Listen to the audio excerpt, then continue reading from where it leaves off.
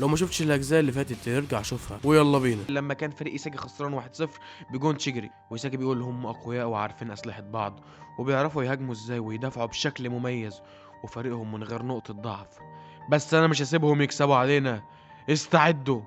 وبنكمل الماتش وبتبقى الكورة مع إيساجي، وبيقول أنا لازم أستخدم قوتي في التحرك من غير كورة وأدمجها مع إدراكي المكاني، ده هو سلاحي الجديد في الملعب. الماتش ده مصيري، يعني لازم أركز على مجال رؤية اللاعبين، عدو وصديق، بدقة وحذر أكتر من أي وقت، وأتوقع تحركاتهم. وبيباص الكرة لبارو واللي بيجري بيها ومعاه كونجيمي، وبيقول ريو هيبقى معايا في المركز وهغير مركز تقله، وبعدها هتحرك في الاتجاه المعاكس واخترقه. وبيتحرك فعلا بالطريقة دي وبيعديه، وبيبقى طريق المرمى مفتوح قدامه، وبيقول له لبارو بصيها لي، بس بارو بيتجاهله وبيكمل جري على الجون.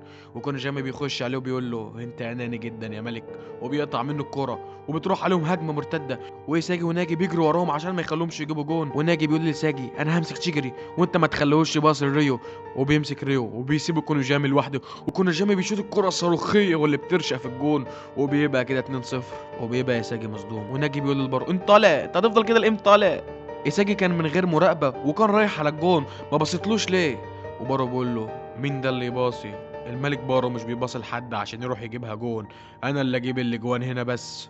فناجي بيقول له انت عبيط ولا عبيط؟ ما احنا لو خسرنا مش هنستفيد اي حاجه من كل ده. وبارو بيرد عليه وبيقول له ما يهمنيش المكسب لو كان مش انا اللي جايب الاجوان، عليكم الجري اكتر عشان تسهلوا عليا الحركه. وساجي بيقول لنفسه الاتنين دول مش منسجمين مع بعض، الامر مرهون عليا انا عشان اتحكم بالفريق. وبتبقى الكوره مع ايساجي وبيبص على بارو وبيتوقع اللي هيحصل، وبيلاقي ان الطريق بتاع بارو مسدود ولو بصله الكرة هتتقطع، فبيبص على ناجي وبيلاقي ان احتمالية ان يجيب جون كبيرة جدا، فبيبص الكرة لناجي وتشيجري بيقول له تمريرة سريعة بس مش اسرع مني، وبيلحق ناجي الكرة واللي بيستلمها بطريقة مخيفة بتخليه يصنع مجال لنفسه عشان يشوطها. ويساجي بينصدم من اسلوب لعبه، واللعب فاق كل توقعاتي، وناجي بيشوط الكرة واللي بترشق في الجول. يا جدعان ناجي ده ملوش حل اقسم بالله. وبتبقى النتيجة 2-1، وتشيجري وكونجامي بيبقوا مصدومين، وناجي بيروح يسلم على ساجي بيقول له احنا الاتنين هنباصي لبعض بس وكده هنفوز، مش محتاجين التالت ده، سامعني يالا بارو كلب ولا. ويساجي بيقول لنفسه احنا كده يا دوب قوتنا متساويه مع قوتهم، احنا محتاجين بارو عشان نقلب الكفه لصالحنا.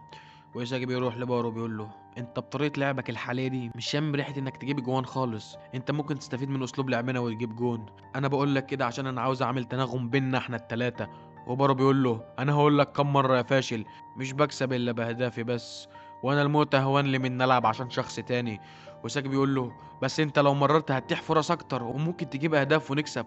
فبارو بيقول له انا هكسب بالطريقه اللي انا عاوزها. وساجي بيقول له بس احنا كده هنخسر. وبارو بيرد عليه بيقول له انا ما عنديش مانع ان اخسر المباراه لو مش هخسر مبادئي. ويساجي بيزعله بيقول له انت على فكره باسلوبك ده بتدمر امكانياتك، انت ليه مش قادر تفهم؟ انا كنت فاكر ان لما اتعاون معاك هبقى لاعب افضل، بس الظاهر اني كنت غلطان وانا ما عدتش اكلمك تاني. عايزك تعرف حاجه واحده، انك هتتقصى من هنا وهتنتهي كل طموحاتك واحلامك لو كملت في العناد ده يا بارو. وبارو بيقول له انت لا نقي الفاظك، شوف انت بتتكلم مع الملك بارو يا ضعيف، انا مش فاهم هم اختاروا ليه، ده انا رهايه برقبته. وبيقول له انا مش عارف انا مش قادر اكسب ليه، وانا عندي كل القدرات دي، وانا اكتر واحد متضايق بسبب الموضوع ده، وانا مش مهتم ان احنا ننسجم اولا. وايه قصدك باننا نستفاد باساليب بعض؟ هي دي كرة القدم اللي انت عايز تلعبها؟ انت بتصير اشمئزازي، اعمل اللي بقول لك عليه وانت ساكت، واياك انك تفكر انك تتحكم فيا. وناجي بيقول له خلاص سيبك منه، احنا الاتنين هنفوز لوحدنا.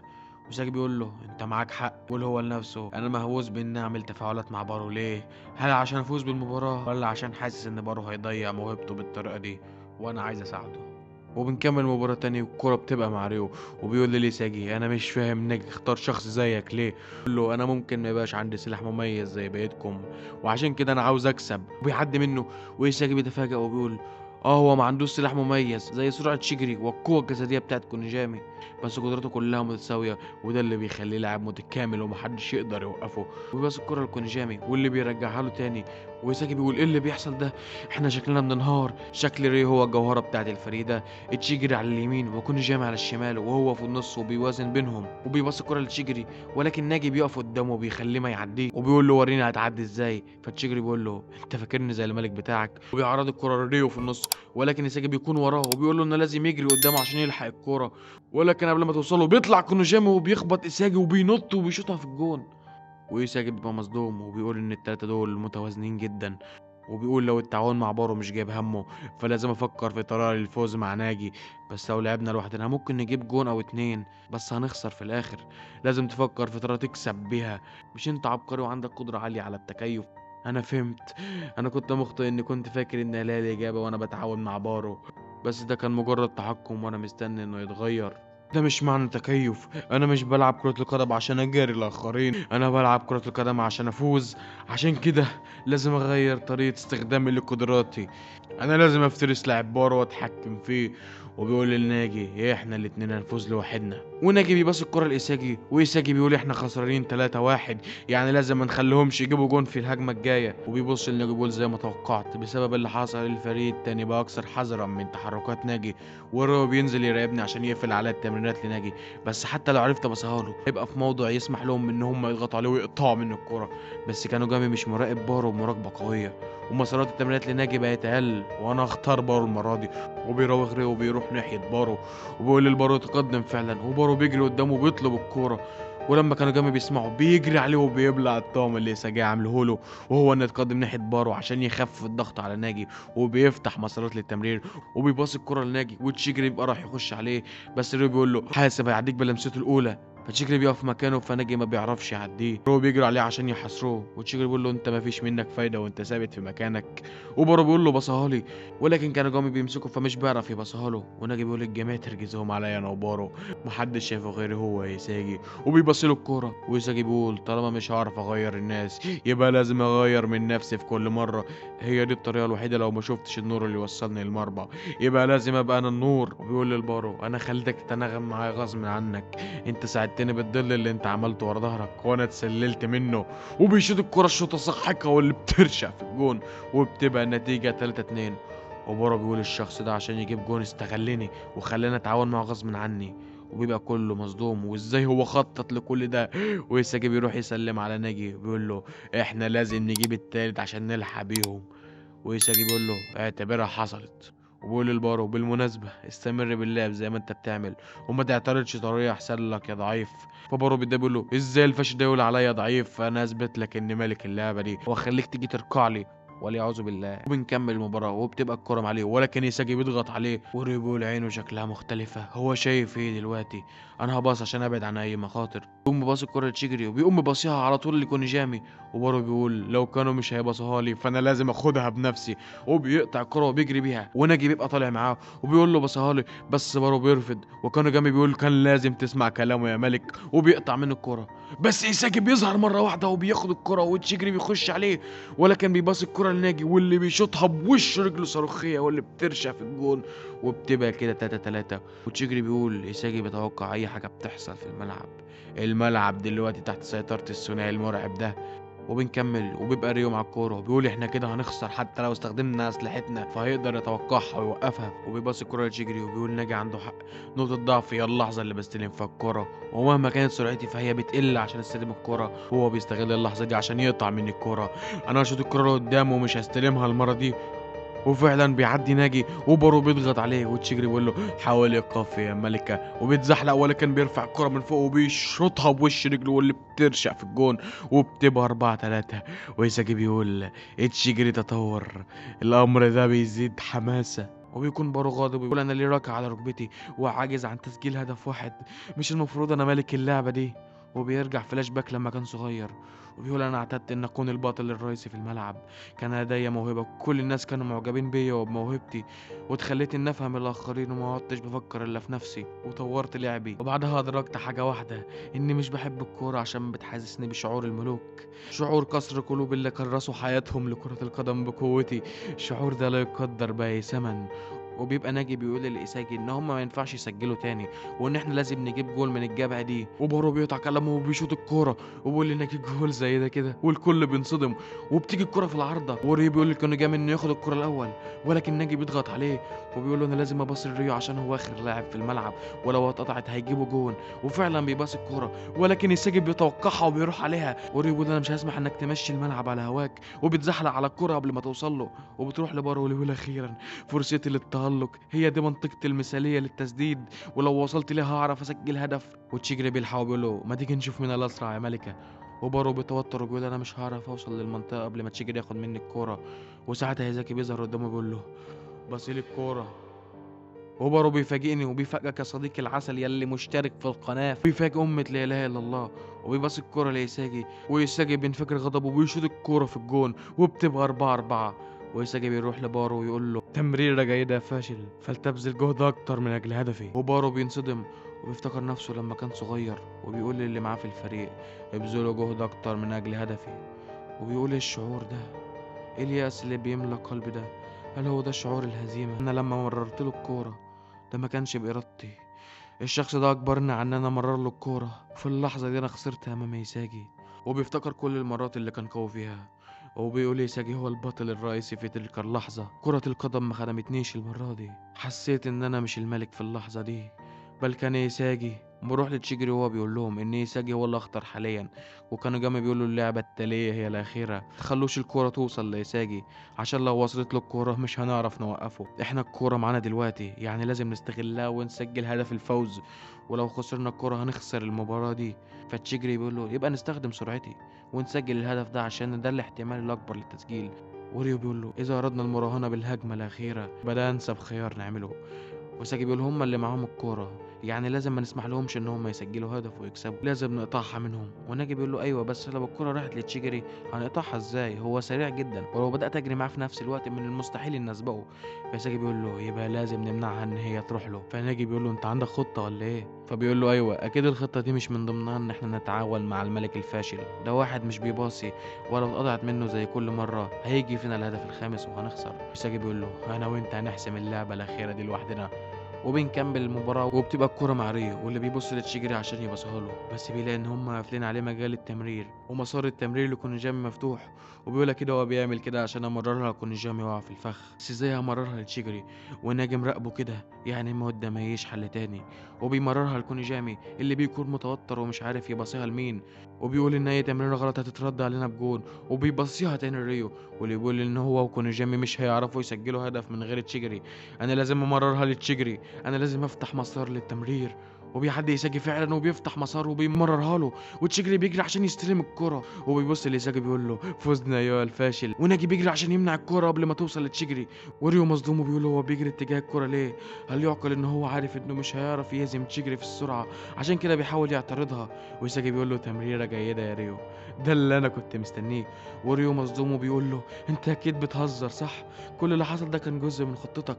وناجي بيلحقها بالعافيه وبيقول ده كان وشيك جدا انه يخش على الجون. وبتروح لبارو، وناجي بيجري قدامه بيقول له مررها لي ايها الفاشل. وبارو بيقول لنفسه انا من ساعه ما دقت طعم الهزيمه وانا بقى واضح ليا ان الملعب ده بيتألق من اجل هدف ايساجي. انا حاسس بان اليأس بيملاني لانني لم اعد البطل الرئيسي، ده اول مره احس فيها بالشعور ده. وبيظهر له ايساجي وناجي وبيقولوا له انت لو مررت هنفوز بالمباراه دي وهتبقى جزء حيوي في الهدف ومن المكسب. هما دلوقتي بالنسبه لي نجمين اكتر مني ولامعين اكتر مني، يعني الناس اللي كانوا معجبين بيا وبيبذلوا جهد عشان اهدافي بيحسوا بالشعور ده على طول. مفيش حاجه تقدر تنقذني من الشعور ده الا حاجه واحده، ان ابقى احسن لاعب في العالم. احنا ممكن نفوز لو مررت الكوره، ده اللي يعنيه الفريق ان احنا نتعاون عشان نفوز، ولازم يبقى في شخص في الفريق هو اللي بيصنع التفاعلات الكيميائيه وبيصنع تمريرات حاسمه وبيبقى لسه راح يباصي ولكن الوحش اللي جوه بيمنعه. وبيبقى بره مستغرب وبيقول ايه اللي بيحصل ده؟ ايه الشيء اللي بيمنعني؟ هل هو المستقبل اللي بينتظرني بعد التمريره دي؟ ممكن التمريره اللي امررها دي تنقذني من الشعور بالهزيمه، بس ده مجرد مهرب وعذر يستخدمه الناس الضعيفين.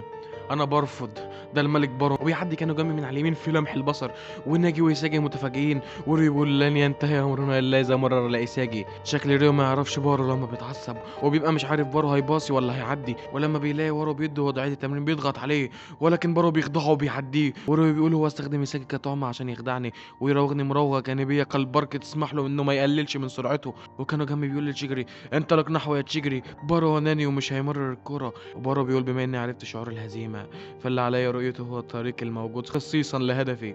وبيروح ورا ايساجي وتشيجري بينصدم وبيقول هو هيستخدم ايساجي عشان يخفي حركته التالية، وبيعدي من جنبه بسرعة البرق. وبيقول لو ايساجي هو النور فانا يسعدني ان انا ابقى الشرير اللي بيبتلع النور. وايساجي بيقول هو استغلني دلوقتي ولا ايه؟ هي دي قوة بارو الحقيقية. وبارو بيقول انا البطل الرئيسي هنا، وبيشوط الكرة وهو في قمة غضبه وبيقول انا الملك.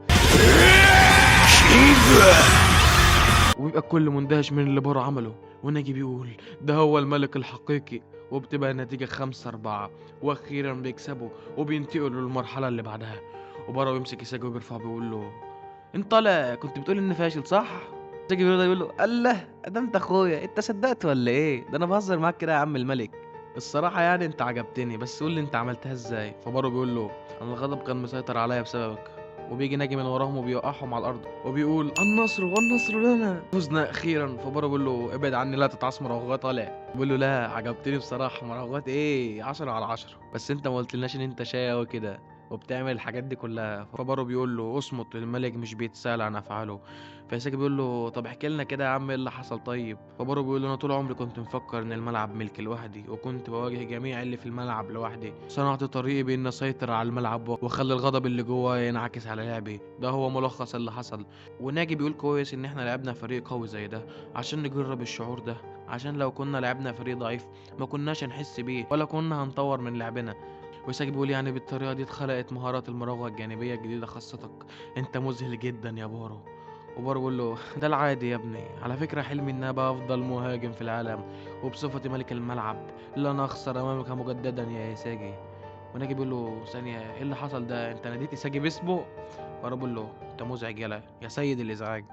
وناجي بيقول له انا مش سيد الازعاج يا صاحبي، ما تناديني باسمي يا عم، انا اسمي ناجي. فبارو بيقول له اسكت يلا بتاع الازعاج انت، يلا مش ناقصه وجع دماغ. وناجي وإيساجي بيسلموا على بعض ويقول له مباراة رائعة. وبينتقل بينا المشهد لتيري واللي بتكون مذهولة من روعة بارو. والله احنا كلنا مذهولين اصلا يا بنتي. وبتقول هو ازاي قدر يراوغ 3 لاعبين، والمراوغة الجانبية دي اطلق تسديدة بدقة عالية ملهاش مثيل. بالنظر للتقنيات الجبارة اللي عنده هو افضل المواهب في اليابان. وبتسأل ايجو هو انفجار بارو ده كان في حساباتك؟ فيجي بيقول لها لا على الإطلاق، كل اللي حصل ده كان سبب موهبته. فبتتفاجئ، فبيقول لها بص يا تيري، الهزيمة ظاهرة بسيطة لازم تبقى موجودة في عالم منافس. حتى أحسن لاعب في العالم مستحيل إنه يفوز في جميع المباريات. إنك تستغل الهزيمة دي في إنك تتعلم وتطور من أسلوب لعبك عشان تقدر تفوز في المباريات اللي بعدها. واللي بيخسروا من غير ما يتعلموا بينكرهم الملعب اللي بيلعبوا عليه. بالنسبة للمقاتل مفيش حاجة أصعب من لحظة الهزيمة. ومع ذلك كثير من اللاعبين متوسطين المستوى لا يحفرون ذلك اليأس في أذهانهم، ومش بيتعلموا من الهزيمة، ومش بيعترفوا بأخطائهم، وبيختلقوا الأعذار عشان ما يضيعوش المجهود اللي بذلوه. فهم يؤمنون بأن عبارة عدم الاستسلام هي الإجابة الصحيحة. وأنا بسمي الإيمان ده بتخدير الأحلام. واللي هدفهم كان تحقيق أحلامهم الوقت هدفهم بقى السعي وراء. وبس ده اللي مخليهم لاعبين متوسطين. اللاعب القوي لازم يبقى عنده قوة إدراك كاملة لضعفه في لحظة الهزيمة، وده بيقودك لقدراتك الجديدة وقوتك الكاملة. بيبقوا لسه محتارين هيختاروا مين، وبارو بيقول لهم بالنسبة لي أنا عاوز كونيجامي عشان بيعرف يحتفظ بالكورة، ولو انضم لنا في الفريق هيكون بوسعنا الحفاظ على الكورة في الهجوم أكتر من كده، وهيساعدني إن أنا أجيب أهداف أكتر. وناجي بيقول له لا أنا هختار ريو عشان لو اخترناه هيبقى أفضل، عشان يقوم بدور الوتد في الفريق والموازنة بين الدفاع والهجوم، وهو أفضل خيار لو كنا عايزين نلعب بحرية. فبارو بيوافقوا في الكلام، ولكن إيساجي بيقول له بالفعل ده هيجمع الفريق وهيجعله متماسك، بس هل هدفنا ان احنا ننشئ فريق متوازن؟ ولو جبناه مش هيبقى خيار صحيح. التفاعلات الكيميائية هي مفتاح نهائي التصفية الثانية.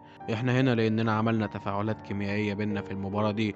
انا استغلت بارو وبارو استغلني، وما كانش حد فينا متوقع التاني هيعمل كده. جوهر لعبنا هو ان احنا لعبنا لا يمكن توقعه. انا عايز شخص يبقى ناقصنا عشان نبقى فريق شامل، ولا مش هنقدر نكسبهم. وناجي بيقول فعلا هو مفيش غير واحد بس هو اللي انطبق عليه المواصفات دي، وهو اللي قدر يجارينا في المباراة. وبيقولوا تشيجري احنا محتاجينك. فبينصدم وهو رايح بيقول للكونجامي ما تنساش احنا لسه مهزمناش يساجي، انا هنتظرك يا بطلي. وناجي بيروح لريو وبيقول له الجول الأخير ده جه عشان احنا عرفنا انك تمتلك المهارة للقيام بالتمريرة دي. انا ويساجي عملنا المخاطرة دي عشان واثقين بقدراتك. انت مذهل يا ريو، انا متأكد ان هنتقابل تاني. فريو بيقول له طالما معجب بقدراتي ما تاخدني معاك في الفريق، انا مش بحاجة لمواساتك. قول انك مش مهتم بأمري وخلاص. انت غيرت ونسيت وعدنا باننا هنبقى احسن لاعبين في العالم مع بعض. لو كنت هتتخلى عني زي كل مرة فاعترف انك مش مهتم بأمري وخلاص. فبيقول له انت هتبقى راضي يعني لو اخترتك دلوقتي وبعدها لعبنا كفريق هيبقى من غير ذرة متعة؟ انت الوحيد اللي نسى وعدنا. لا يهمني امرك بعد الان. بدل ما تكون الشخص اللي مستني حد يختاره يبقى الشخص اللي بيختار كرة القدم بتتلعب للفوز. ويساجي بيقول فقط المؤهلون يسعون للنجاة في بلولوك لكي يصبحوا أفضل المهاجمين في العالم. وريو حاطط وشه في الأرض ومش عارف يقول حاجة. وساعتها كانوا جامي بيرفعوا بيقول له ما تحطش وشك في الأرض أمام دول، هينتهي أمرنا لو حطينا وشنا في الأرض. والوقت كانوا جامي وريو بيرجعوا للمرحلة التانية وفريتي يسجل للمرحلة الرابعة. وبينتقل بينا المشهد لطفولة الغالي اللي وحشنا باتشرا، واللي بيروح لأمه لا بجد وبيقول لها على الوحش اللي بيشوفه وهو بيلعب. وأمه بتقول له الوحش ده صديق خيالي، أنت الوحيد اللي بتشوفه. فبيقول لها هو أنا كده غريب؟ فبتقول له لا أنت كده مميز، هو ده الصديق اللي بيلعب كرة القدم زيك. فبيقول لها بس أنا عاوز صديق حقيقي. وبنرجع للوقت الحاضر ويساجي بيقول لهم هل بوسعنا ان احنا نواجه فريق رين لو كنا لسه في المرحلة الرابعة؟ وبيبقى مفيش حد معبره، اللي معاكم في الفريق ده بيتكلم في حاجة مهمة فمحدش بيعبره برضه. فبيقول لنفسه بالإضافة لناجي وبارو انضم لنا الأميرة الأنانية تشيجري، الأمور هتبقى أصعب. وفجأة بارو بيزعلهم وبيقول لهم مين اللي ساب الشراب على الأرض يلا؟ والمنشفة دي بتاعت مين؟ فتشيجري بيقول له الشراب ده بتاعي، سيبه على الأرض بقى وأنا أخلص شعري وربنا يحلها. فبيرد اللي بيقول له طب المنشفة دي بتاعت مين؟ وناجي بيقول له المنشفة دي بتاعتي، حطها في الغسالة. فبيتضايق بيقول له قوم انت شيلها يا عم، احنا نهزر ولا ايه؟ وبارو ما بيسيبوش وبيقول له روح نشف شعرك يلا، غرقت المكان كله ميه. وبيبقى مش معبره خالص ويروح يقول لتشيكري هتخلص امتى عشان تشيل لنا الشراب ابن اللذينه ده اهو. فبيطنشوا برضه. فيساجي بيقول المشاكل عمرها ما هتخلص في الفريق ده، وبيقول لهم ما تيجوا نروح ناكل شويه. فمحدش بيرضى يروح غير بارو. وقبل ما يروحوا بارو بيقول له انا هروح اكل ولما اجي الاقي الغرفه دي نضيفه يالا. ولما بيروحوا ياكلوا يساجي بيلاقي ان بارو بيبص له بنظرات غضب. بيقول ايه هو لسه زعلان مني ولا ايه؟ كل ده عشان قلت له يا فاشل في المباراه؟ انا تقريبا كده اتحمست زياده. فبارو بيقول لليساجي انا عاوز اسالك سؤال، انت بتشوف ايه واحنا في الملعب؟ ايه هي نوع الكره اللي انت عايز تلعبها؟ فيساجي بيرد عليه وبيقول له انا سلاحي هو الوعي المكاني والتسديده المباشره، وضفت ليهم التحرك بدون كوره، نعرف اتموضع كويس. فبيقول له عشان كده بتتحكم في الملعب؟ فبيقول له مش كنت تقول لي ابكر من كده؟ فبيقول له انا قلت لك قبل كده على فكره بس انت ما سمعتنيش. وبيقول له انا اسف عشان مديت في الكلام ده واحنا في المباراه، بس كنت بقول لك كده عشان نفوز. فبيقول له بس انت كان معاك حق في بعض الامور، انا ما كنتش ناضج بما فيه الكفايه، وده ملخص اللي حصل. انا الوقت مش ضعيف غير قادر على التغير، انا قوي عشان مت ورجعت زحف. ويساجي بيقول لنفسه في هو بيتكلم بطريقه غريبه عن العاده. وبارو بيقول له انت ما قلتليش ايه هي نوع الكوره اللي انت عاوز تلعبها؟ فبيقول له انا مشكورك وانا بحبك وانت بتتكلم بالطريقه دي. فبدا بيقول له وانا بكرهك، اتكلم معاك بس كده عشان ايه؟ عاوز اتعلم المزيد عشان اسحقك. اذا كنت بتشكر في شرير فدي مشكلتك، هي مساله وقت بس واستحوذ على المنصه. فبقول له عمرك ما هتعرف تعمل كده، انا بتطور اسرع منك ضعفين. فهو بيقول له انت ساذج جدا، انا بتطور اسرع منك بثلاث اضعاف. انا مش هفترسك انت بس، انا هفترس الاتنين اللي معانا هناك. ومروح لناجي وتشيجري، وناجي بيتفرج على مهارات وبيبقى عاوز يقلدها. فتشيجري بيقول له انت غبي يا ابني، ده نويل يا ابني. فبيقول له مين نويل ده؟ فتشيجري بيقول له ده احسن مهاجم في العالم. فناجي بيقول له مين ده بقى؟ فتشيجري بيضحك عليه وبيقول له انت ما تعرفش حاجه عن الكوره خالص صح؟ ازاي ما تعرفش نويل يا ابني؟ وناجي بيقول له المهم هو انت لسه مصاب في رجلك؟ فبيقول له يعني نص نص، رجلي اليمين قنبله موقوته وصاحبتي كمان، وانا هقع في مشكله لو اتصبت تاني، لسه في ناس عاوز اهزمهم قبل ما ابقى احسن مهاجم في العالم. ونروح لإساجي واللي بيقول لنفسه ايه هي نوع كرة القدم اللي بوسع لعبها مع بارو وناجي وتشيجري. انا مش قادر استنى مواجهة رين. بعدها بنروح لباتشرا واللي بيكون قاعد بيتمرن مع رين وداخل يعديه بالكرة، ولكن رين بيقطعها منه. وباتشرا بيقول له اخيرا بقيت بتلعب بجد. فرين بيقول له اخرس يا صاحب التسريحة المستديرة. فبيقول له بس اللعب معايا ممتع صح؟ فرين بيقول له انت مستحيل تقدر تهزمني بالمراوغات دي اللي بتعتمد على شعورك. فبيقول له مش هنعرف ده إلا لما نجرب. فبيقول له انت بتعمل فيها انك بتستمتع وانت بتراوغ، ولكن انت في الحقيقة خايف من القتال بمفردك، انت بتبحث عن حد بكرة القدم خاصتك، انانيتك دي مش بتصير حماسي. وبنرجع فلاش باك تاني لطفولة باتشرا، وامه بتقول ان باتشرا بيحب كرة القدم جدا، وهو صاحي وهو نايم كان بيلعب كرة القدم طوال الوقت، وبالخصوص كان بيحب المراوغات، واحيانا بيحس انه بيندمج مع الكورة لدرجة انه بيحس ان هو كيان واحد معاها. مفيش حاجة امتع بالنسبة له من كرة القدم، دي الحاجة الوحيدة اللي هو مؤمن بيها. وباتشا الطفل بيعدي وبيجيب جون. ووزة بيقولوا له اللعبة دي مش ممتعة، ما تيجوا نلعب حاجة تانية. وباتشا بيقول لهم لازم تبقوا كيان واحد مع الكورة، ساعتها هتبقوا بتعرفوا تلعبوا وتستمتعوا باللعب.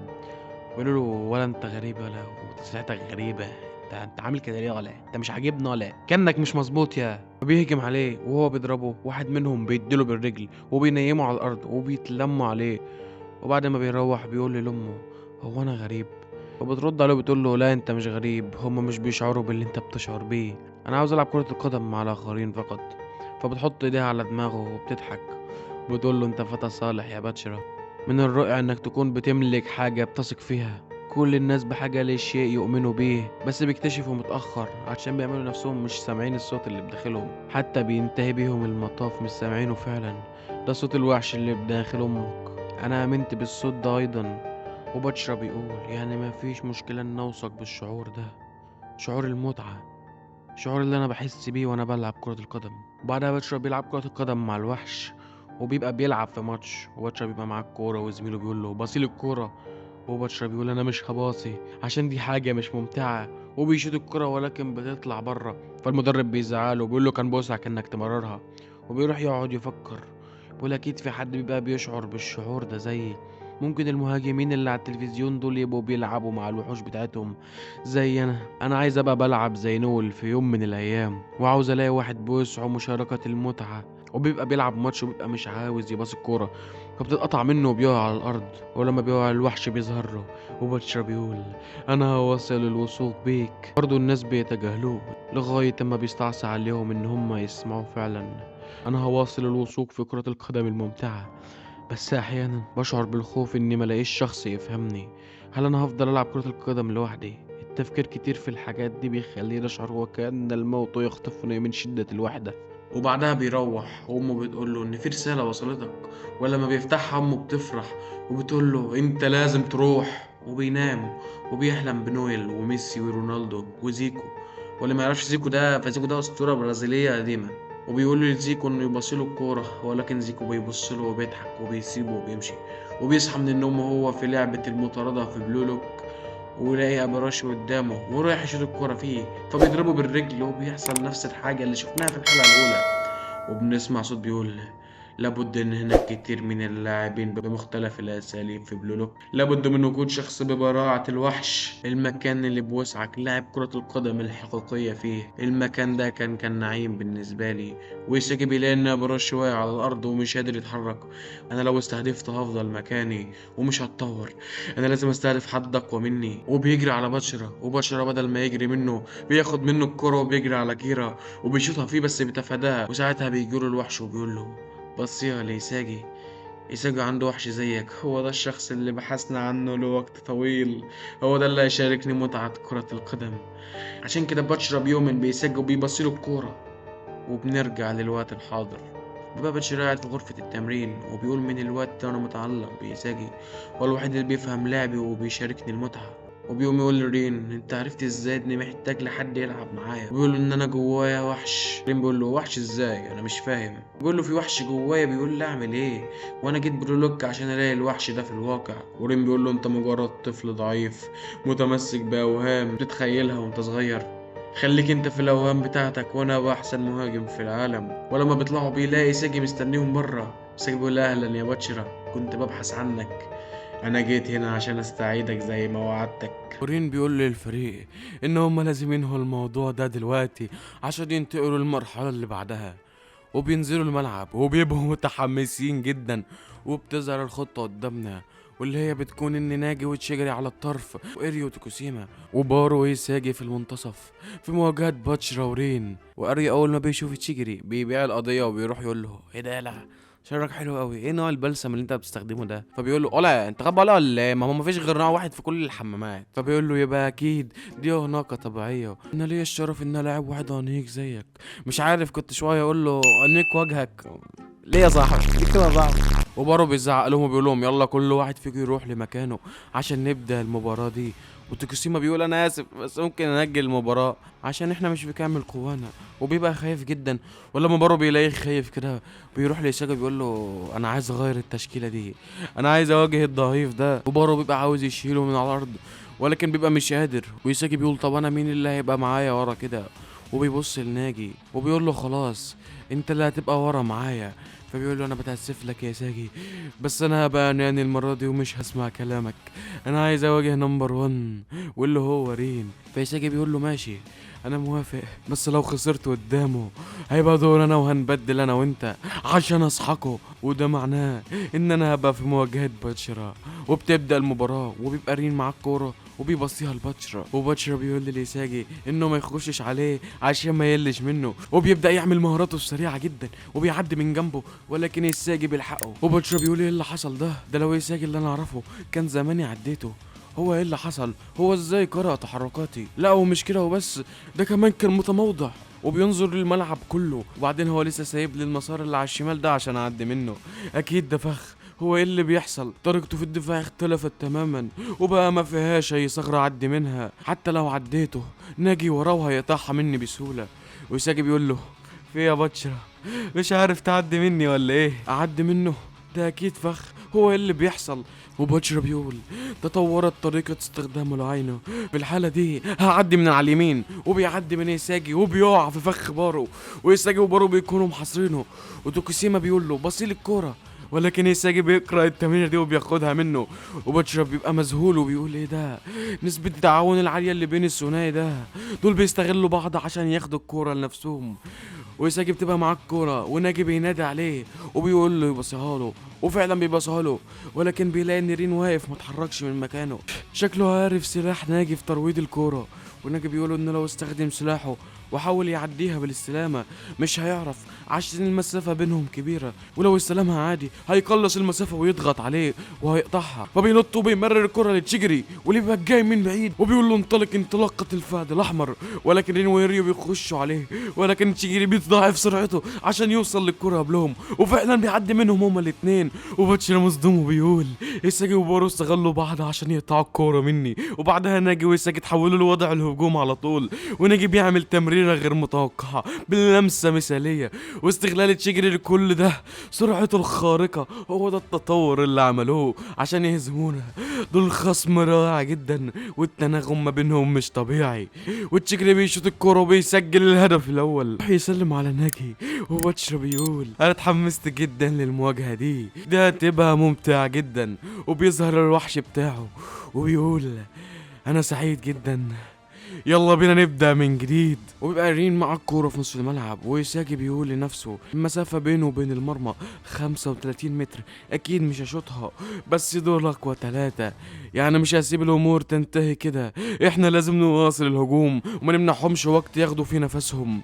ورين بيباص الكورة لباتشرا واللي بيجري بالكورة وبيقول لإيساجي يلا خش عليا المرة دي مش هتعرف تقطعها مني. وإيساجي بيقول هو المرة دي أخد حذره من بارو، من المستحيل إن أقطع مني الكورة بمفرده. وبيلاقي نيريو بتقدم فبيتشتت، وبعدها بيقول صح اتشجري معاه وناجي كمان واقف ورا. وساعتها باتشرا بيقف وبيبص على رين وبيبص الكورة لإيريو من غير ما يبص، وإيريو بيستغل طول أطرافه وبيلحق الكورة قبل تشيجري وبيبصيها لتوكوشيما وبيقول دي كورتي. فبارو بيجي من ظهره وبيلتحم معاه بيقول له لا كورت انا، وبيحاول يزقه ولكن بيبقى مش عارف بسبب ضخامة عضلات توكوشيما. ولما الكرة بتوصل له بيلمسها لمسة واحدة واللي بتبقى الرين.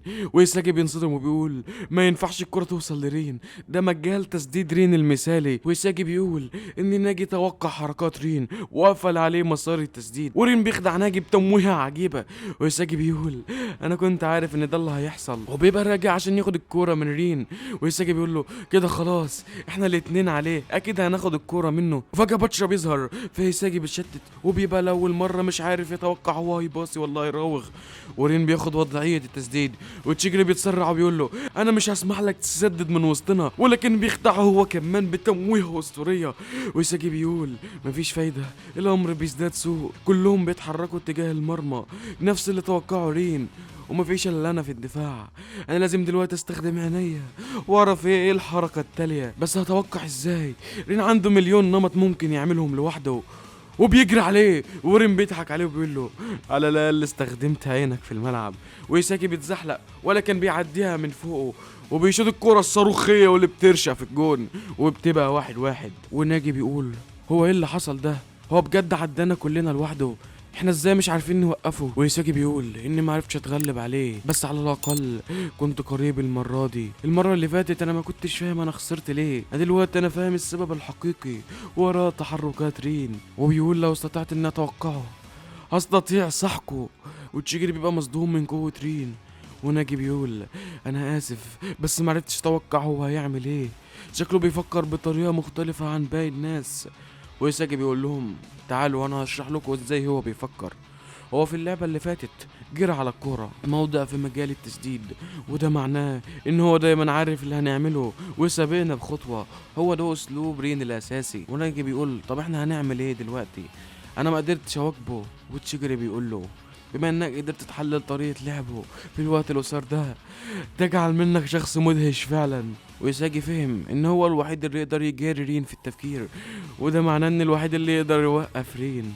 وبارو بيزعق وبيقول لهم النتيجة لسه 1-1، المباراة ما خلصتش، يلا نهجم. وبنكمل المباراة وبتبقى الكورة مع تشيجري وبيبقى ريو ضاغط عليه. ويساجي بيقول احنا خصمنا الاول هو ريو، لازم نعديه الاول. وبيبص وبيلاقي ان رين متمركز في مكان مثالي يخليه ياخد الكورة من تشيجري لو حاول يعدي ريو. وناجي هو كمان بيتقدم وبيبقى باتشرا مراقبه. ويساجي بيقول في اللحظة اللي هيبقى كله مركز مع ناجي هتسلل من وراه. وتشيجري لما بيشوفه بيبصيله الكورة، ولكن رين بيتوقع كل ده وبياخد منه الكرة. وبيبقى الساجي مصدوم وبيقول ايه ده؟ انت بتتكلم جد؟ وازاي توقع حركاتي اللي هتحركها بدون كورة؟ ده معناه ان تحركاتي تقع تحت نطاق رؤيته. المفروض ان احنا عندنا نفس السلاح، لكن هو قدرته متفوقة عليا بمراحل. وبارو بيقول له انت اتمديت اكتر من اللازم يا صعلوك. فرين بيباص الكرة لباتشرا واللي بينطلق بيها، ويساجي بيزعق لهم وبيقول لهم ارجعوا ورا دفعوا، دي هجمة مرتدة. وبيرجع يضغط على باتشرا، وباتشرا بيقول انت رائع جدا يا يساجي، انت اتطورت لدرجة انك بقيت تقدر تواكب رين. ويباص الكرة لإيريو بطريقة خرافية وبعيدة المدى، ولكن بيلاقي ان تشيجري لحقه بسرعته الخارقة وبيقول انا هزمك يا حشرة. وناجي بيظهر وبيقول انا كمان همنعك. ويساجي بيقول الحمد لله ناجي رجع وتشيجري هيلحق الكورة قبل إيريو، والتمرينة دي عمرها ما هتنجح. بس باتشرا بيقول لإيريو التمرينة دي مش هتستناك لما تنزل على الأرض. وإيريو كره الموقف وبيقول انا ما ينفعش استنى الكوره دي لغايه اما تنزل عشان تشيجري هياخدها. وبيفاجئ كل اللي في الملعب وبيقفز قفزه خرافيه. ويساجي بيقول ده اكيد التفاعل الكيميائي بينه وبين باتشرا. ويريو بيلعب الكوره بدماغه اللي بترشق في الجون، وبيبقى الجون التاني لفريق رين. ويساجي بيقول انا كنت فاكر ان لو وقفت رين مش هيعرفوا يعملوا حاجه. ويريو بيشكر باتشرا على العرضيه الرائعه دي. ويساجي بيضحك بجنون وبيقول هي دي المعركه النهائيه، المباراه دي ممتعه جدا. وناجي بيقول يساجي ورين بيواجهوا بعض وبيتنافسوا على مين اللي هيسيطر على الملعب، وبيقولوا ان فريقهم ما عادش بيعتمد على المهاره الفرديه بس، وبقى بيعملوا تفاعلات كيميائيه كتير. شكله اسلوب لعب باتشرا اثر عليهم. انا حاسس بشعور مفرط من المتعه والاثاره، كل ده بفضل ريو اللي دعاني للعب كره القدم.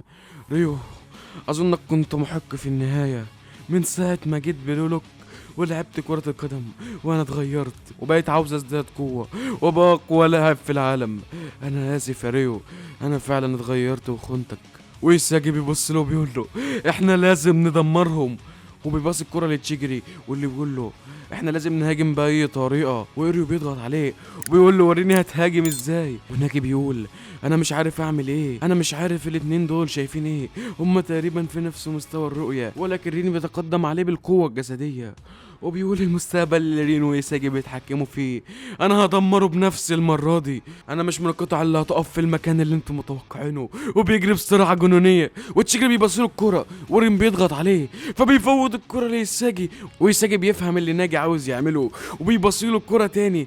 وناجي بيبقى مستغرب ان ازاي رين مواكب تمريرة زي دي وبيعمل كأنه رايح يشوطها، ولكن بيخدع رين بحركته وهي التمويه. وبعدين بيشوطها شوطة خارقة وبتبقى تعادل وكده بيكون 2-2. وناجي بيقول زي ما توقعت طول ما انا بلعب مع يساجي هبقى اقوى، انا اسف يا ريو، انا لقيت الشريك الحقيقي. وبشرى بيقول لرين هو ضعيف لسه صح، ورين بيقول له انا لما بغضب فعلا بيبتدي الحماس، شكلي دي هتبقى من اقوى المباريات. انري واللي بتكون بتشوف الهدف اللي ناجي سجله وبتبقى معجبه بتمويهاته وطريقه التسديد، وبتقول ان ده لاعب ممتاز، وبتنعت الهدف بتاعه بانه هدف خارق. نعت هدف زي ده بكلمه كبيره خارق بيظهر له ان تحليلها ضعيف جدا، شخصيتها عاديه، فبتتضايق وبتقول له ان هدف ناجي فعلا هدف خارق ومش بيتكرر كتير. ويجي بيقول لها انا مش واثق في ده، وان العقليه الحديديه والمهاره ووضع الملعب والبيئه اللي بيلعب فيها بتخلي اللاعب يعمل حاجات بتفوق البشر العاديين اللي زيك، واحنا بنشوف الاهداف الخارقه اللي قصدك عليها في المرحله القادمه عشان تبقى الظروف اتغيرت، وساعتها هيظهر احسن لاعب في العالم. وبنرجع تاني للملعب، فريق ساجي بيحتفل بهدف ناجي وبيبقوا مبهورين جدا من هدفه، وبرضه بيقولوا ان هم لسه ما كسبوش، هم عدلوا النتيجه فقط، وان هم لازم يسعوا في ان هم يسجلوا المزيد من الاهداف عشان ينتقلوا للمرحله اللي بعدها. وناجي بيبقى مصدوم وفرحان بانهم لاول مره قدروا يتغلبوا على رين، وبيقول ان بمساعده ناجي ممكن نعمل كده كل مره. بس يساجي بيقول انا كده مش هبقى احسن لاعب في العالم، انا عاوز افوز على رين بمفردي. وباتشرا بيقول اخيرا المتعه اللي مستنيها بدات، انا هقتل حفل الوحوش دي. ويساجي بيقول ان سلاحه في استيعاب الملعب ورؤيه سلاح ناجي في الاستقبال قادرين ان هم يفوزوهم على رين لو وحدوا اسلحتهم مع بعض. وبيقول بس عشان نجيب هدف تاني لازم نعمل نفس الخطه، وبيقول انه مش واثق انه هيقدروا يكرروا الخطه دي تاني وسط ادراك رين وفهمه للهجمه. بيقول ان طالما ان احنا متعادلين معاهم وبننافسهم يعني احنا اتطورنا جدا وبقى مستوانا زي مستوى رين. وبيقول ان بما ان هو ورين مستواهم متقارب جدا يبقى مش هيقدر يواجههم مواجهه فرديه ولازم ناجي يساعده. وبعدها بيقول طب وايه الفايده؟ طب ما انا كده مش هبقى احسن لاعب في العالم، لا يكفي بان اكون متساوي معاه، انا لازم اسبقه بخطوه واعرف مجريات الملعب قبله. وبيرجع توكوسيما لعادته القديمه وبيفضل يتكلم كلام سلبي، ورين بيبقى غاضب جدا ومتحمس على عكس العاده، وبيقول له كفوا عن الثرثره، انا اللي هتحكم في الملعب ده من الان وصاعدا، واللي يعرف يحصلني يكسرني. وباتشر بيبقى مبتسم وبيقول انه اخيرا شاف رين وهو بيلعب بجد، ويباصي كوره لرين. ويساجي بيتقدم عليه وبيقول له وريني هتعمل ايه، فبيباصي الكوره لتوكوسيما ولكن الكوره بتبقى اقرب من بارو، وبيقول ان هو اللي هيلحق الاول، لكن الكوره اول ما بتنزل عرض بتلف وبتغير اتجاهها بسرعه، وتوكيميتسو اللي بيحجز على كوره. ويساجي بيقول ان رين قاصد يعمل كده عشان يقدر يتحرك لمكان احسن، وفعلا بيتحرك، وتوكوسيما بيرجع الكوره لرين، واول ما الكوره بتروح لرين بيبصيها بلمسه واحده. ويساجي بيبقى مش عارف يقرا رين لان ايقاعه سريع جدا، وريو بيطير وبيستلمها استلامه جويه، بس بيلاقي ان تشيجري لحقه فمش بيلاقي اي خيار اخر الا انه يباصي لرين. ويساجي بيقول للناجي يقفل عليه الطريق، وفعلا هما الاثنين بيبقوا واقفين في الدفاع، ويساجي مش عارف يقرا قرار رين ايه اللي جاي يا ترى، هيباصي الباتشرا ولا هيسدد ولا هيراوغ. ورين بياخد وضعيه التسديد والناجي بيبقى رايح عليه وبيعترض طريقه عشان ما يسددش، ولكن بيفتكر التمويه اللي هو عمله فيه في الجون اللي قبله، فبيقرر عدم الاندفاع، قرر انه هيموه رين بانه هيتظاهر انه هيندفع عليه وبعدين يقطعها منه. وفعلا رين بيشوط وبيقع في فخ ناجي، ولكن رين بيبقى عارف كل اللي في دماغ ناجي وبيعمل حركه الرولت وبيعدي ناجي، ولكن يساجي بيبقى عارف ان رين هيعمل كده فبيلحقه بزحلقه سريعه وبيقول له انا دلوقتي متقدم عنك بخطوه. فرين بيرد عليه وبيقول له انت مخطئ، انت متاخر عني بخطوتين، وبيباصي الكره لباتشرا، وباتشرا الظهور بقى باين على وشه، وبيقول رين مش بيكره تحركات اللاعبين ده بيتلاعب بالمستقبل. ويساجي بيقول مين المجنون ده بيستخدم قوه توكوسيبا وقفزه ريو وقرارات التحرك كل دول تحت سيطره رين، رين بيتلاعب بكل اللي في الملعب دلوقتي، هي دي قوه رين الجديه، هي دي قوه ملك الدمى. ورين بيقول له انت فاكر ان الشخصيات الفرعيه في مسرحيتي زيك هتقدر تقرا تحركاتي؟ وباتشرا بيسجل الهدف الثالث وبتبقى 3-2. ويساجي بيقول ان الوضع رجع زي ما كان عليه في المواجهه الاولى، قوه اللاعب ده هو التلاعب باللاعبين الاخرين وافكارهم، بيعمل كده عن طريق تحليل مهاراتنا وبيستغلها في رغبته في انه يبقى الافضل. وعشان تعمل حاجه زي دي لازم تبقى بتستغل كل سلاح عندك في نفس الوقت، التفكير، التوقع، القوه الجسديه. كما انت رائع يا رين. ويساجي وطموحه في التغلب على رين قلت جدا، وناجي بيقول له ان هم ما ينفعوش يلعبوا لعبات عاديه عشان رين هيتوقعها كلها بكل سهوله، وان هم لازم يلعبوا بطريقه تتجاوز كل توقعات رين. وتشيجري بيأكد على الكلام وبيقول ان معاه حق، وان مستوى الصعوبه بقى في اقصاه، وان هم لازم يدمجوا اسلحتهم لاقصى الحدود، ودي الطريقه الوحيده لاختراق الوحش ده. وكل واحد بيرجع في مكانه في الملعب عشان ينفذوا خطتهم، وبارو بيبص لهم بصات كلها غضب وحقد عشان سابوه وراهم. وبنكمل المباراه ويساجي بيقول ان هو معاه الكوره وانه لازم يقرا كل اللي بيحصل وان مفيش مجال للخطا. وساعتها رين بيضغط عليه ويساجي بيستغرب من ان رين هو اللي ضاغط عليه وباتشرا هو اللي ورا، وبيبقى مش فاهم ايه اللي بيحصل، وبيبص فبيلاقي ان تشيجري جنبه وبيبصها له وبيقول ان مراهن على سرعه تشيجري وبيستلم الكوره، وريو بيضغط عليه وتشيجري بيقول انه محاصر من نجري بطريقه مستوطنه عظيمه، وبيختار يكون باكس السرعه عنده، وفعلا بيعمل كده وبيعدي ريو، ولكن بيلاقي رين في وشه وبيبقى قلقان من انه يعمل اي حاجه يتوقعها رين، وبيقرر في الاخر انه هيبصيها لناجي.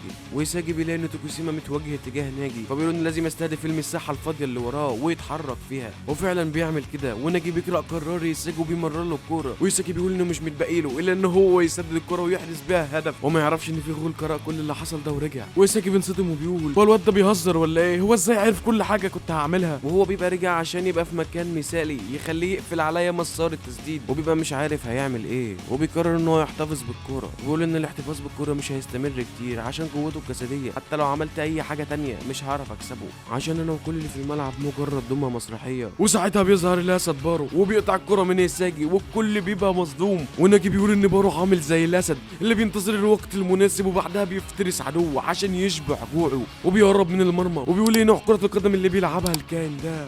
ويساجي بيقول ان بارو عارف ان سرقة الكرة من زميله مش موجودة في قاموس رين، فبيقول لرين لو عايز تعرف لعب الكائن ده اسمه الاسد بارو، وهو شرير الملعب، يعني طريقة لعب مختلفة ولا يستطيع احد توقعه ولا السيطرة عليه. وبارو بينفجر غضب وبيسدد الكرة الساحقة، وبتبقى كده النتيجة 3-3. وبيروح لرين وبيقول له ايه، هل شعرت بالضعف امامي؟ ده شعور طبيعي، فالكل بيسقط امام الاسد بارو يا صاحب الرموش السفلية. وبيقول ليساجي افتراسة واحدة مش كافية يا يساجي، اطعمني المزيد. ويساجي بيبتسم وبيقول بارو مهووس بالافتراس، وبما ان رين معرفش يتوقعه فهو استثنائي جدا، وبيقول انه اسلوب رين بيعتمد على العقلانية، وفي نفس الوقت بارو مش بيملك اي فكرة عن العقلانية، وطريقة لعبه مجنونة. هو ده الحجر الناقص اللي هيفوز بيه على رين، وهي شخص لا يمكن السيطرة عليه ولا التلاعب بيه. الشخص ده هو بارو. وباتشرا بيقول لرين الامر ما عادش سهل صح، والمباراة بقت مبهمة. ورين بيقول انا دخلت المعلومات اللازمة واللي حصل ده مش هيتكرر تاني. ويساجي بيقول انه هيستخدم فيروس بارو عشان يدمر كل برمجياتهم. وبنرجع تاني وبتبقى الكرة مع رين، ويساجي بيقول لتشيجري انه يضغط على رين فورا، وتشيجري بينفذ الامر وبيضغط على رين، ورين بيبقى مش عارف يعمل ايه، فبيلاقي باتشرا ظاهر له فبيبصيها له، وباتشرا بياخد الكرة، ولكن يساجي بيبقى واقف قدامه، وبيلاحظ ان يساجي مش مندفع عليه وسايب مسافة. وساعتها تشيجري بيغفله وبيضغط عليه، ولكن كده بيكون رين بمفرده، فباتشرا بياخد باله وبيبقى رايح يمررها له، فيساجي بيكرهه وبيروح يمسك رين. وساعتها باتشرا بيعرف اللي يساجي بيعمله، وان هو بيستغل سرعة تشيجري عشان يأخر وقتنا ويواكب تحركات رين، وبيقرر انه يواجه تشيجري لاول مرة، لكن باين عليه كده ما يعرفش مدى سرعة تشيجري، وبيحاول يعدي ولكن تشيجري بيلحقه، ولكن باتشرا بيتحمس وبيستخدم حركة خارقة وبيقدر يعديه. شكلنا كمان ما عرفتش قدرات المجنون باتشرا، ولكن يساجي بيكون في وشه، ولكن بحركة سريعة منه بيعدي من يساجي، ولكن بيلاقي بارو مستنيه هناك وبياخد الكرة منه. وباتشرا بيقول ايعقل يساجي يستخدم نفسه كطعم عشان بارو يفترسه، وبارو بينطلق باقصى سرعة ناحية المرمى وبيعدي توكوسيما، ولكن بيلاقي الغورين واقف قدامه ومش بيعرف يقطعها من بارو، فبيشوطها وبيطلعها بره الملعب. وتشيجري بيقول ليساجي ازاي توقعه؟ مش انت قلت ان ما حدش يقدر يتوقع لعب بارو؟ فيساجي بيقول له اللي رين عمله ده مش توقع، ده مجرد استجابة سريعة في الوقت المناسب. بيقول له بيحاول انه يستفيد من اخطاء رين اكبر استفادة، وبيقول ان بارو هو السر الفوز، ده اللي مش هنقدر نسيطر عليه انا ولا رين، وهو ده اللي هيفوزنا. وباتشرا بيبص ليساجي ورين بذهول وبيقول انا مش مصدق المستوى اللي رين ويساجي وصلوا له، وبيفرح لان ده كان حلمه من وهو صغير انه يستمتع بلعب الكرة مع اتنين عندهم وحوش مهووسين بكرة القدم زيه، ولكن بيدرك ان هم سابقينه، وبيقول انا بالنسبة لي انتوا الحلم اللي كنت بحلم بيه، ولكن انا بالنسبة لكم ايه؟ وبيدرك ان هو كان الشخص التابع كل ده. وبس بنرجع للمباراة وبتبقى الكرة مع رين، ويساجي ضغط عليه، وساعتها تشيجري بيتزحلق وبيطلع الكرة بره الملعب، ويساجي بيقول له انا اسف، فبيقول له لا انا اللي اسف، انا لو كنت اسرع من كده كنت هقطعها. ويساجي بيعرف من ملامح تشيجري ان ركبته رجعت توجعه تاني، فبيقول له انت كويس ولا ايه؟ فتشيجري بيقول له انا 10/10، ما تركزش معايا انت، بس ركز في المباراة دي عشان لو خسرنا قدام رين انا هقتلك. فيساجي بيضحك وبيقول له علم وينفذ. ويساجي بيقول ان مش تشيجري بس هو اللي مش هيقدر يكمل جري، كل اللي في الملعب قدرة تحملهم تناقصت بمعدل رهيب، واللي هيتحمل التعب ده واللي مش هيخلي لعبه يتأثر هيكسب المباراة دي. وبتبقى الكرة مع رين وبيبدأ تمريرات متتالية وسريعة مع توكوسيما، ومحدش بيبقى قادر يضغط عليهم بسبب سرعتهم الخارقة. ويساجي وشه بينقلب مرة واحدة بسبب انه عرف اللي رين بيعمله، وان هو بيستغل الشخص اللي قدرته في التحمل عالية جدا بسبب عضلاته، وبيبصيله الكرة امام المرمى، ولكن بارو وتشيجري بينقضوا عليه وبيقطعوا منه الكرة قبل ما يسجل. بسبب تدخل العنيف ده كل واحد فيهم بياخد كارت اصفر وبيتحسب له ركلة حرة. توكوسيما بيقول لرين انه اسف، فبيقول له احسنت صنعا ايها الغريب، هذا ما اريده. ويساجي وتشيجري بيبقوا واقفين حائط صد، ويساجي بيبقى مش عارف هو هيشوط ولا هيمرر وايه الخيارات اللي متاحه امامه. هي ان ابقى في حائط صد عشان لو سدد الكوره لو مررها نحو الجانب هضغط على باتشر عشان اقلل من الخطوره. ورين بيتهدم وبيسدد الكرة الصاروخية واللي بتبقى من فوق إيساجي واللي بترشق في الجون، ولكن بسبب توتر إيساجي وكثرة القرارات اللي خدها في نفس الوقت لسه انه ينط فبتعدي الكرة من فوق وبترشق في الجون. ورين بيقول له انت كنت محتار انها باصي ولا اشوط فنسيت تنط صح؟ انا كنت عارف عشان كده شطها من فوقك بالظبط. يا ترى ايه اللي هيحصل بعد الجون ده؟ لو عايز تعرف بقيه الاحداث ما تنساش تحط لايك وتشترك في القناه وتفعل زر الجرس. وده اخر جزء نزل من اتاك اون تايتن ودي اخر حلقه نزلت من بوكو نيرو.